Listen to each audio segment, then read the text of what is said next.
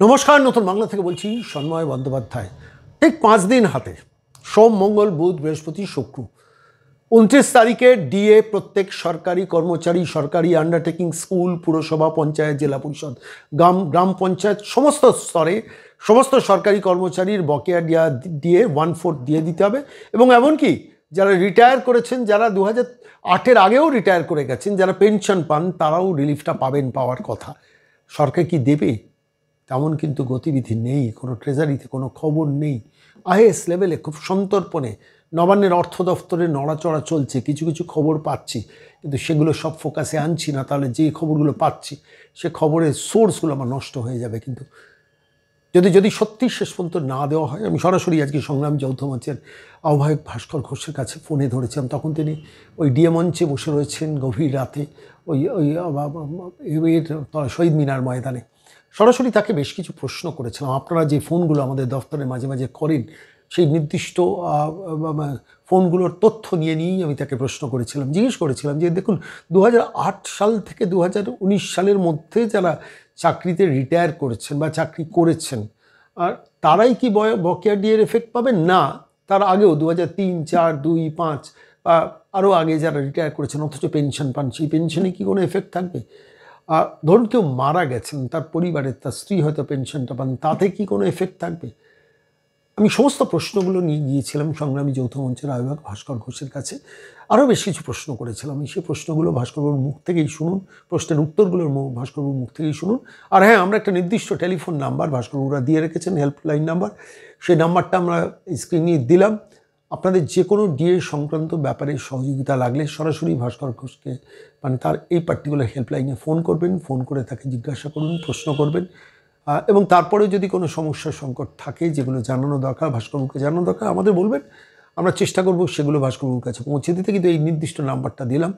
আর 120 ঘন্টা বাকি, শুক্রবারের মধ্যে যদি ডিএ আলটিমেটলি 29 রবিবার পড়ছে, 28 তারিখ শনিবার পড়ছে, ছুটির দিন, ফলে 29 তারিখের মধ্যে যদি ডিএ না ঢোকেন, তাহলে কিন্তু এই প্রতারক সরকার, যে মহিলা নবান্নের 14 তলায় বসে চুরির সাম্রাজ্য পারিবারিকভাবে বিস্তার করেছেন, সেই মহিলাকে সবক শেখানোর একদম পরিষ্কার প্রতিশ্রুতি দিলেন ভাস্করবাবু। আমি ভাস্করবাবুকে বলেছি সমস্ত কন্ট্রাকচুয়াল কর্মীদের পার্মানেন্ট করার ব্যাপারটা কী ভাবছেন বলুন, সমস্ত সিভিক ভলেন্টিয়ার, তাদের মধ্যে যারা ওয়েল ট্রেন্ড, তাদের কনস্টেবল করার কথা কী ভাবছেন বলুন। পুলিশ কর্মচারী যারা শিক্ষকদের পেটাচ্ছেন, তাদেরও তো পরিবার আছে, তাদেরও তো ডিএটা দরকার। সারা ভারতবর্ষের মধ্যে সব থেকে কম ডিএ কেন পুলিশের কর্মচারীরাও এই রাজ্যে পাবে, তাদের নিয়েও আপনারা কথা বলুন। কেন হেলথ সেক্টরে 52,000 কর্মচারী পোস্ট ভেকেন্ট রয়েছে, ডাক্তার থেকে নার্স থেকে গ্রুপ ডি, তাদের নিয়েও কথা বলুন। আর হ্যাঁ, অবশ্যই 6.5 লক্ষ যে অপূর্ণ পদ বাংলায় রয়েছে, সেই প্রত্যেকটা পদে যাতে ভ্যাকেন্সিতে রিক্রুটমেন্ট হয়, সেগুলো নিয়ে কী নিচ্ছেন, কী ব্যবস্থা নিচ্ছেন, কি পরিকল্পনা আপনাদের রয়েছে। আমি টুকরো টুকরো অনেক প্রশ্ন করেছি, কিন্তু মূল প্রশ্ন ছিল ডিএর মাত্র 120 ঘন্টা, আমরা প্রত্যেকটা ঘন্টা ফলো করছি, রাজ্য সরকার কী ব্যবস্থা নেয় সেইটার দিকে আমরা তাকিয়ে আছি। এবং ভাস্করবাবুকে সেই প্রশ্নগুলোই করেছি, একদম অনেক মেপে প্রত্যেকটা প্রশ্ন ধরে ধরে উত্তর দিয়েছেন। আমাদের প্রশ্নের উত্তরে শুনুন। নমস্কার ভাস্করবাবু, সন্ময় বলছি। নমস্কার দাদা। বলছি আর 5 দিন বাকি, হিসেব মতো 29 তারিখের মধ্যে ডিএ মেটানোর কথা। আমি হিসেব ধরছি আজকে থেকে, আর 5 দিন বাকি, অর্থাৎ 120 ঘন্টা বাকি। কোনো হেলদোল, কোনো সরকারি অফিস, ট্রেজারিতে কোথাও দেখতে পাচ্ছি না যে সরকার ডিএর ব্যাপারে নির্দেশিকা দেবে বা ডিএ তাদের টাকা ঢোকানোর ব্যাপারে কাগজপত্র প্রস্তুতি নিতে বলছেন। মানে আপনারা যদি ধরুন আর 120 ঘন্টা বাদে যদি দেখলেন, মানে 28-29 তারিখ থেকে আমি ছুটির দিন ধরছি, শনি রবি বলে 29 তারিখ তো ক্লোজিং, মানে 29 তারিখ তো লাস্ট ডে। ফলত আলটিমেটলি যদি শেষ পর্যন্ত না হয়, আপনারা কি 30 তারিখই ঝাঁপাবেন? আমরা অতদিন অপেক্ষা করছি না, তার আগেই হয়তো আমরা আন্দোলনের ঘোষণা দিতে চলেছি। আমরা রূপরেখা মোটামুটি চূড়ান্ত করে নিয়ে এসেছি, সেখানে সমস্ত পক্ষের সাথে যোগাযোগ করে আমরা এবার এটাকে চূড়ান্ত রূপ দেওয়ার চেষ্টা করছি। এবং সেই আন্দোলন শুধুমাত্র সরকারি কর্মচারীদের হবে না, তার সাথে আরো বহু সেক্টরকে সেখানে যুক্ত করা হবে। যেহেতু ডিএর বঞ্চনাটা শুধুমাত্র সরকারি কর্মচারীদের মানে যে প্রভাব ফেলে তা নয়, বেসরকারি সমস্ত ক্ষেত্রের কর্মচারীদেরই, সরকারি কর্মচারীদের বেতন কম হওয়ার সাথে সাথে সমস্ত বেতন মানটাই কমতে থাকে। তাই আমরা চেষ্টা করছি সমস্ত পক্ষকে বুঝিয়ে পরে এই পথে নামানোর। আর দ্বিতীয় কথা যেটা বললেন যে এই ঘড়ি গোনা, উল্টো মানে গোনার যে প্রক্রিয়া, সেটা আমরাও চালাচ্ছি, কিন্তু আমরা একটা অন্যভাবে দেখছি। আমরা এটাকে দয়ার দান হিসেবে দেখছি না, আমরা দেখছি যেটা আমাদের অধিকার, যে অধিকারের স্বীকৃতি সুপ্রিম কোর্ট দিয়েছে, তার জন্য সুপ্রিম কোর্টের বেঁধে দেওয়া যে সময়, তার মধ্যে কতটা সময় বেঁচে আছে। এখন সেই সময় পেরিয়ে গিয়েও যদি দেখা যায় যে সুপ্রিম কোর্টের নির্দেশকেও এরা আমল না দিয়ে নিজেদের মতো করেই কাজ করে চলেছে, তাহলে আমাদের সামনে কি রাস্তা পড়ে আছে? আমাদের সামনে যেমন কন্টেম্প পিটিশন হবে, ঠিক একই রকম ভাবে আমরা মানে চূড়ান্ত আন্দোলনে ঝাঁপিয়ে পড়ার প্রস্তুতিও কিন্তু নিচ্ছি। এই দুটো রাস্তাতেই আমরা আছি। আর যে রাস্তায় এবং আদালতে দুটোই একই সঙ্গে আপনারা চালাবেন, যুগপথ চলবে।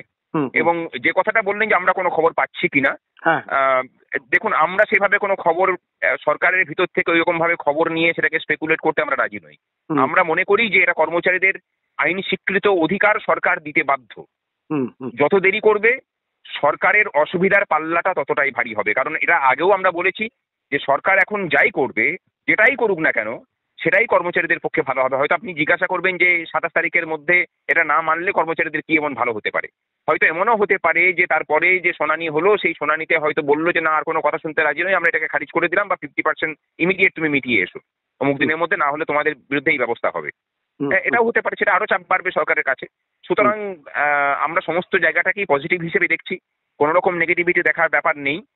আর অনেকের কাছেই হয়তো এটা সেই মরুভূমিতে হাঁটতে হাঁটতে ক্লান্ত হয়ে যাওয়ার পরে একটু মরিচিকা দেখার মতো করে হতে পারে, কিন্তু আমরা দেখছি যে ওই মানে সুপানীয় জলটা আমাদের দৃষ্টির গোচরেই এসছে।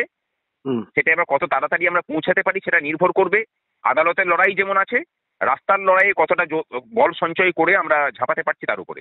আশাবাবু, একটা প্রশ্ন আপনার কাছে স্পেসিফিক রয়েছে, সেটা হচ্ছে আমাদের প্রচুর মানে অবসরপ্রাপ্ত কর্মচারীরা ফোন করেন আমাদের দপ্তরের মাঝে মাঝে। সেটা হচ্ছে ধরুন 2002, 2003, 2004 বা এইসব সময় যারা রাজ্য সরকারি কর্মচারী বা তার আগে তারপরে যারা কর্মচারী, যারা প্র্যাকটিক্যালি ডিএটা তো 2008-এর 1 জানুয়ারি থেকে 2019-এর 1 জানুয়ারি এই টাইমটার জন্য স্পেসিফিক। এই পুরোনো দিনের কর্মচারী যারা যারা অনেক আগে 2008-এর আগে রিটায়ার করে গেছেন, তাদের কি তারা ডিএর কোনো এফেক্ট পাবেন? একটু ক্লিয়ার করবেন। আপনার প্রথম মানে প্রশ্নের উত্তরে বলি যে অবশ্যই পাবেন। তার কারণটা হচ্ছে আমি সিম্পল মানে সোজা ভাবে বুঝিয়ে দিই। আমরা ডিয়ারনেস অ্যালাউন্স যেটা বোঝাই সেটা পাই হচ্ছে যারা মানে কর্মরত কর্মচারী তাদের, যারা অবসরপ্রাপ্ত কর্মচারী তাদের হিসেবটাকে বলা হয় ডিয়ারনেস রিলিফ। তারা রিলিফ পান। দুজনেরই কিন্তু হিসেবটা হচ্ছে একই, সেটা হচ্ছে এআইসিপিআই মেনে। এআইসিপিআই মেনে যতটা percentage all India consumer price index অনুযায়ী, তাই তো? ওইভাবেই ক্যালকুলেট হয় এবং এই ডি এর সাথে ডিআর এর কোনো তফাৎ নেই পার্সেন্টেজের। আচ্ছা, তারা অবসরপ্রাপ্ত কর্মচারী হিসেবে ডিয়ারনেস রিলিফটা যতটা পাওয়া উচিত ছিল এআইসিপিআই মেনে ততটা পাননি, সুতরাং বকেয়াটা তাদেরও আছে, সুতরাং এটা তারাও পাবেন। তিনি 2003 সালে রিটায়ার করুন বা 90 সালে রিটায়ার করুন, এটা নিয়ে কোনো সম্পর্ক নেই। যারা পেনশন পান 2008-এর অনেক আগে রিটায়ার করে গেছেন, তারা প্রত্যেকে এর রিলিফটা পাবেন, তাই তো? এবং এখানে আরো একটা ক্যাটাগরি আছে, ধরুন যিনি কর্মচারী ছিলেন তিনি হয়তো গত হয়েছেন কিন্তু তার ফ্যামিলি পেনশন পাচ্ছেন। ঠিক, খুব রাইট পয়েন্ট আপনি ধরেছেন। এই ফ্যামিলি পেনশন গ্রাহকরাও কিন্তু এই সুবিধা পাবেন। মানে ধরুন একজন চাকরি করতেন, তিনি 2005 সালে মারা গেছেন, এবার তার স্ত্রী পেনশনটা পান, তার স্ত্রীর পেনশনের মধ্যেও এই ডিয়ারনেস অ্যালাউন্সের এই বকেয়া পাওয়ার রিলিফটা 2008 থেকে 2019 এই সময়টার রিলিফটা তার পেনশনের তালিকাতেও ঢুকবে, তাই তো? একদম একদম একদম ঠিক বলেছেন। খুব গুরুত্বপূর্ণ একটা পয়েন্ট আপনি ধরিয়ে দিলেন, ধন্যবাদ ভাস্করবাবু। আমার এবার পরে প্রশ্ন, মানে এটা তাহলে আমি দিয়ে যারা দীর্ঘদিন ধরে পেনশন পাচ্ছেন তাদের জন্য আরেকবার আপনার কথাটাই পরিষ্কারভাবে স্পষ্ট করে দিচ্ছি। সেটা হচ্ছে যে যারা 2008-এর অনেক আগে রিটায়ার করে গেছেন কিন্তু পেনশন পান, তারা রিলিফ হিসেবে এই 2008 থেকে 19-এর মধ্যে পার্টটা পাবেন। তাদের তিনি যদি মারা যান, তার পরিবার যদি কেউ পায়, মানে তার স্ত্রী পান, বা সেক্ষেত্রে তিনিও এই রিলিফটা পাবেন, মানে রিলিফটা পাবেন 2008 থেকে 2019-এর জন্য এই রিলিফটা পাবেন। এবার পরের প্রশ্ন, সেটা হচ্ছে পুরসভা, পঞ্চায়েত, জেলা পরিষদ, গ্রাম পঞ্চায়েত, সমস্ত আন্ডারটেকিং, এই সমস্ত জায়গাগুলোতে যেখানে যেখানে যেখানে যেখানে এই ডিএর ব্যাপারটা আছে, আমি এই জায়গাটা আপনার কাছে আরো একটু স্পেসিফিক হওয়ার চেষ্টা করছি। সেটা হচ্ছে এরাও তো ডিএর আওতায় পাবেন। স্কুল শিক্ষক, স্কুলের অশিক্ষক কর্মচারী, কলেজ শিক্ষক, কলেজের অশিক্ষক কর্মচারী, বিশ্ববিদ্যালয়ের শিক্ষক, বিশ্ববিদ্যালয়ের অশিক্ষক কর্মচারী, এরা প্রত্যেকে তো এই রিলিফের মানে এই রিলিফটা পাবেন, তাই তো? একদমই। তার কারণ হচ্ছে যে অনেকে বলছেন যে এটা শুধুমাত্র সরকারি কর্মচারীদের প্রাপ্য, বাকিদের প্রাপ্য নয়। একটা কথা মাথায় রাখতে হবে তাদেরকে, তৎকালীন সময়ে যিনি ফিনান্স সেক্রেটারি ছিলেন তিনি প্রত্যেকটা ডিপার্টমেন্টের আরো 56টা ধরুন আন্ডারটেকিং এবং অন্যান্য কর্পোরেশন আছে, তাদেরকে চিঠি লিখে জানিয়েছিলেন তাদের সচিবদেরকে বা তাদের এমডি কে বা তাদের সিইও কে, যে এই যে রোপা যেটা ফিনান্স ডিপার্টমেন্ট আইন হিসাবে করলো, প্রকাশ করলো, সেইটাকে আপনারা অ্যাডপ্ট করে নিন এবং এইগুলোকেই চালু করুন। তাহলে এই অ্যাডপশন যদি ফিনান্সের অর্ডার অনুযায়ী প্রত্যেকটা ডিপার্টমেন্ট করে থাকে, যেটা করেছে, তাহলে ফিনান্সের অর্ডারের ফলে উপকৃত মানে যারা প্রভাবিত কর্মচারী তারা যদি ডিআর বা ডিএ বা ডিআরটা পান, তাহলে বাকিরা কেন পাবেন না? অবশ্যই বাকিরা পাবেন। আর যদি কোনো রকম সরকার যদি কোনো রকম বিভাজনের চেষ্টা করে, তার জন্য সংগ্রামী যৌথ মঞ্চ আইন এবং রাস্তার লড়াই দুটো দিয়েই সরকারকে বুঝে নেওয়ার কাজটা করবে। আচ্ছা, একটা প্রশ্ন আপনার কাছে আছে। ধরুন যারা যারা সরকারের কাছ থেকে গ্র্যান্টি নেট পান না, অথচ সরকারি রোপা রুলস অনুযায়ী তারা ডিএটা পান, ডিএ পেয়ে যাচ্ছেন, মানে সরকারি বিধি অনুযায়ী ডিএটা পেয়ে যাচ্ছেন, কেন সরকারি আন্ডারটেকিং এ তারা কাজ করেন। তাহলে আমার এখানে প্রশ্ন, একদম নির্দিষ্ট প্রশ্ন, সেটা হচ্ছে তাদের ক্ষেত্রেও তো এই ডিএর এই বকেয়া দেওয়াটার প্রযোজ্য হবে, তাই তো?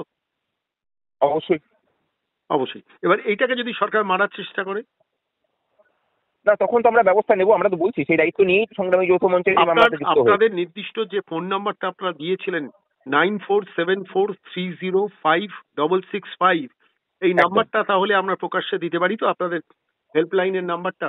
অবশ্যই দিতে পারেন, এবং সমস্ত স্তরের কর্মচারী এবং পেনশনার তারা তাদের জিজ্ঞাসা এই ফোন নাম্বারে রাখতে পারেন। আমরা চেষ্টা করবো, বা শুধু ইয়ে সংক্রান্ত বিষয় নয়, অন্যান্য যে কোনো সংক্রান্ত বিষয়েই আপনারা সাহায্য চাইলে আমরা চেষ্টা করবো আপনাদেরকে সাহায্য করার। আমি আবারও ভাস্করবাবু আপনার কাছে বলি যে এই রাজ্যটা প্র্যাকটিক্যালি দেউলিয়া হয়ে যাচ্ছে কন্ট্রাকচুয়াল কর্মচারীদের পার্মানেন্ট না করে। আজকে 1,59,000-এর কাছে civic volunteer, temporary home guard, village police, এদের দিয়ে রাজ্য চালাচ্ছেন পুলিশরা। পুলিশের একটা স্ট্যাটিস্টিক্স আমি সম্প্রতি পড়ছিলাম, হিউম্যান রাইটস কমিশনের কাছে এটা 2021 সালে বেরিয়েছিল। ফলতা থানা, সেই ফলতা থানার একটা রিপোর্ট আপনাকে ছোট্ট করে একটু উল্লেখ করি, যেখানে ফলতা থানা এই রিপোর্টটা বেরিয়েছে, মিডিয়ার থেকে আমি কোট করছি আপনাকে, যে সেই থানায় মহিলা কনস্টেবল ছিলেন 4 জন, পুরুষ ছিলেন মাত্র 12 জন, আর সিভিক ভলেন্টিয়ার ছিলেন 170 জন। ভাবুন। তো এবার ঘটনা হচ্ছে সেই থানাতে তো অন্তত 150-র কাছাকাছি পুলিশের পার্মানেন্ট স্টাফ থাকার কথা, সেখানে 4 জন মহিলা কনস্টেবল আর 12 জন পুরুষ কনস্টেবল আর 12 জন পুলিশের লোকজন নিয়ে 170 জন সিভিক ভলেন্টিয়ার নিয়ে একটা থানা চলছিল। আপনারা কি এদের পার্মানেন্ট করার কথার জন্য ভাবেন না? কেন আমরা তো ভাববো না কেন? আমাদের তো দাবির মধ্যেই আছে যে অনিয়মিতদের নিয়মিতকরণের দাবি। হ্যাঁ, মানে এটা এই দাবিটা নিয়ে তো আমরা লড়ছিও। এবং একটা কথা হয়তো অনেকে স্বীকার করেন, অনেকে স্বীকার করেন না। যেমন ধরুন, আমাদের আন্দোলনের ফলে স্বাধীনতার পর থেকে পশ্চিমবঙ্গে প্রথম সেক্রেটারিয়েট সার্ভিসে, মানে যারা সেক্রেটারিয়েট ক্যাডারের তাদের জন্য 300, প্রায় 350-র উপরে মানে প্রমোশনাল পদ তৈরি করা হয়েছিল। আচ্ছা। আমাদের এই আন্দোলনের ফলেই এই প্রথম 12 বছরের মধ্যে অস্থায়ী কর্মচারীদের বিভিন্ন ক্যাডারের তাদের বেতন বেড়েছে। তার মধ্যে যদিও ধরুন প্যারা টিচার বলুন বা শিক্ষা বন্ধু বলুন, প্যারা টিচারদের নিয়ে আপনাদের বক্তব্য কি একটু? এদেরকে বাদ দেওয়া হয়েছে। আমরা দেখুন, পার্শ্ব শিক্ষক সাথীদের জন্য আমাদের সংগ্রামী যৌথ মঞ্চের খুব পরিষ্কার বক্তব্য হচ্ছে যে তাদেরকে মানে যে শোষণটা চালানো হচ্ছে সেই শোষণ থেকে তাদেরকে মুক্তি দিতে হবে, এবং যে পথ বিহার দেখিয়েছে, বিহার 2,25,000 পার্শ্ব শিক্ষক কন্ট্রাকচুয়াল টিচারদের পার্মানেন্ট করে দিয়েছেন একসঙ্গে। এই পথটাই তারা অনুসরণ করুক এবং তাদেরকে পার্মানেন্ট করার ব্যবস্থা করুক। যদি বা সেটা নাও হয়ে থাকে, তাহলে অন্তত সমকাজে সমবেতন দেওয়ার ব্যবস্থাটা অন্তত করুক। আপনারা এই ডিএর লড়াইটা একটা অন্তিম জায়গায় টেনে নিয়ে গেলে তারপর আপনারা নিশ্চিতভাবে তো কন্ট্রাকচুয়ালদের পার্মানেন্ট করা আর অস্থায়ী পদগুলোতে পূরণ করে বেকারদের, অসংখ্য বেকারদের জীবন যন্ত্রণা কমানোর লড়াইটাও সংগ্রামী যৌথ মঞ্চ থেকে করবেন, আমাকে কিছুদিন আগে বলেছিলেন। সেটা জারি আছে তো? এটা কিন্তু তারপরে নয় দাদা, মানে এই বিগত আড়াই বছর ধরে আমাদের সাথে যুক্ত যারা আছেন, ধরুন মানে একটা অসুবিধা কি হয়, ধরুন প্যারা টিচার আমাদের মঞ্চের সাথে সরাসরি যুক্ত না, আমরা বহু প্রচেষ্টা করেছিলাম কিন্তু তারা যুক্ত হননি বিভিন্ন কারণের জন্য, জানি না সেটা কি কারণের জন্য। কিন্তু তাদের দাবি দাওয়াগুলো আমরা বিভিন্ন সময় তুলেছি। আমাদের মধ্যে যেমন অঙ্গনওয়াড়িরা যুক্ত আছেন, অঙ্গনওয়াড়িদের জন্য বিভিন্ন লড়াই আমরা চালিয়ে যাচ্ছি। আমাদের মধ্যে পিএইচির যারা অস্থায়ী পাম্প অপারেটর কর্মচারী, তাদের জন্য বিভিন্ন লড়াই করে করে করে করে তাদেরকে একটা জায়গায় নিয়ে আসা গেছে, তাদের বেতনটা অনেকটা বেড়েছে, অনেকটাই হয়েছে। আমাদের সাথে যুক্ত যেসব অস্থায়ী কর্মচারীরা আছেন তাদেরকে নিয়ে কিন্তু আমরা ক্রমাগত লড়ে যাচ্ছি। সুতরাং আপনাদের মাধ্যমেই তাদেরকে বার্তা পাঠাচ্ছি যে আপনারা আসুন, এক জায়গায় না হতে পারলে কিন্তু কিছু হবে না। আমি আরেকটা জায়গার কথা উল্লেখ করি, মাওবাদী দমন যখন চলছে তখন মাওবাদী দমন শাখাতে পশ্চিম মেদিনীপুরে হুম। সেখানে মানে ওই অফিসগুলোকে মেনটেন করার জন্য ওই যে ব্যারাকগুলো তৈরি হয় সেগুলোকে, ওই যে আলাদা শাখা তৈরি হয় মাওবাদী দমন শাখা, তাদেরকে অফিসিয়াল কাজকর্ম করার জন্য সেখানে রিক্রুটমেন্ট হয়। হুম। তখনকার দিনে তাদের বেতন ছিল 3,000 টাকা। হুম। হুম। আজকে প্রায় 16-17 বছর পর এসেও তারা 3,000 টাকা বেতনেই চাকরি করছেন। কি বলছেন আপনি? অবশ্যই একদমই। এই প্রসঙ্গে বলি, মানে আশা কর্মীদের আপনাদের তালিকায় আছেন, 5,300 টাকা তাদের ভিক্ষের দান দেয় আজকের দিনে দাঁড়িয়ে। কি অসম্ভব ভালো কাজ তারা করেন। অবশ্যই মানে তারাও তো অবশ্যই আছেন, মিড ডে মিলের রাঁধুনিরা আছেন। আর লড়াইটা সমস্ত ক্ষেত্রকে নিয়েই আমরা করছি, চেষ্টা করছি। কর্মীরা বোধহয় 1,500 না 2,000 টাকা কি একটা পান ভাতা। হ্যাঁ হ্যাঁ, পুরো গ্রুপটা 2,000 টাকা করে পায় মাসে। স্কুলগুলোতে হ্যাঁ। কন্ট্রাকচুয়াল টিচার রাখা হচ্ছে 2,000-2,500 টাকা দিয়ে। তারপরে ধরুন এনএসকিউএফ এর শিক্ষক শিক্ষিকা আছেন, হ্যাঁ, যাদের বেতন ভোকেশনাল টিচারদের ভোকেশনাল, যাদের বেতন কমে যাচ্ছে, কমে মানে বাড়ার পরিবর্তে বেতন কমে যাচ্ছে, তারপর 2 মাস 3 মাস করে তারা বেতন পান না। মানে বঞ্চনা বলতে গেলে, অস্থায়ী কর্মচারীদের বঞ্চনা বলতে গেলে আপনি বলে শেষ করতে পারবেন না। কারণ আপনাদের এই সংগ্রামী যৌথ মঞ্চের সঙ্গে আমি আবারও আপনার অনুমতি নিয়ে বলছি সবাইকে, 9474305665 এই নাম্বারটাতে, হেল্পলাইন নাম্বারে তারা নিজেদের সংযুক্ত করুন। অন্তত এই লড়াইটা জিততে হবে। আমি দিয়ে পাই না, কিন্তু আমার মনে হয়েছে যে মানুষের অধিকার মানে হরণের এই লড়াইয়ের বিরুদ্ধে থাকতে গেলে আপনাদের এই লড়াইয়ের পাশে থাকা দরকার। অনেক ধন্যবাদ ভাস্কর না, বাবু। আপনি ডিএটা সরাসরি পান না, অর্থাৎ প্রত্যক্ষ যোগাযোগ নেই, কিন্তু আমার পরিবারের লোক আছে অর্থনৈতিকভাবে মানে অর্থনৈতিকগতভাবে পরোক্ষে কিন্তু আপনার যোগাযোগটা আছে। ঠিক, অবশ্যই বাজারের সঙ্গে যোগাযোগ থাকলে তো এটার সঙ্গে তো বাজার রিলেটেড। আর সারা একদম। ভারতবর্ষের মধ্যে সব থেকে কম প্যারা টিচাররা সারা ভারতবর্ষের মধ্যে মাইনে পান। কেন এই অবস্থা হবে? অনেক ধন্যবাদ ভাস্করবাবু। 120 ঘন্টা ধন্যবাদ বাকি। দাদা, ধন্যবাদ। আমি 24 ঘন্টা অন্তর অন্তর আপনার সঙ্গে যোগাযোগ রাখবো। দিয়ে না দিলে একদম। ছাড়া নেই এই সরকারকে। নবান্নের ওই মহিলাকে ছাড়া যাবে না, দিয়ে আদায় করে ছাড়তে হবে। এবং আপনার মারফতে আজকে একটা কথা শুনে আশ্বস্ত হলাম, যারা মানে অনেক আগে রিটায়ার করে গেছেন তাদের যারা পেনশন হোল্ডার, সেই পেনশনের মধ্যেও ডিএর এফেক্ট হবে রিলিফ হিসেবে। আর অবশ্যই তাদের পরিবার, তিনি যদি মারা গিয়ে থাকেন, তার পরিবারের স্ত্রী যদি এখনো পেনশন পান, সেই পেনশনের মধ্যেও সেটা এখতিয়ারভুক্ত হবে। অনেক অনেক অনেক ধন্যবাদ ভাস্কর বাবু, মূল্যবান মতামত দেওয়ার জন্য। ধন্যবাদ দাদা, ধন্যবাদ।